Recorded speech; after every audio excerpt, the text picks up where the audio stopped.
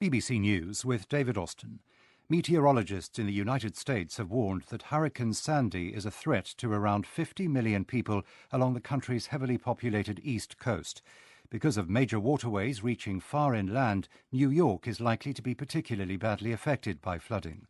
On Sunday, the mayor of New York ordered the evacuation of 375,000 people from low-lying areas.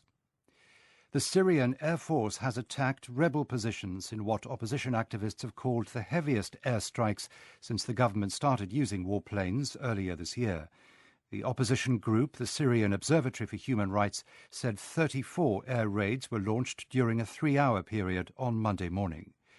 Meanwhile, the international peace envoy to Syria, Lakhdar Brahimi, has acknowledged the failure of a ceasefire that he tried to broker for the Muslim holiday of Eid al-Adha.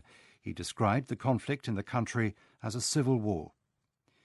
International election observers have delivered a stinging criticism of the parliamentary elections in Ukraine, saying that they were marred by corruption and abuses of power. President Viktor Yanukovych's governing Party of Regions is claiming to have secured a victory, while the Fatherland Party of the jailed opposition leader, Yulia Tymoshenko, is in second place. The Taiwanese Defense Ministry says 3 retired military officers have been arrested on suspicion of spying for China. Local media are saying that 8 former officers were arrested and identified one as Commander Chang Jiqing, who until May was the head of political warfare at the Navy's Meteorology and Oceanography Office.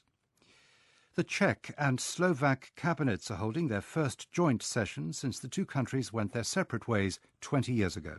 The meeting marks the anniversary of the founding of Czechoslovakia in 1918. BBC News.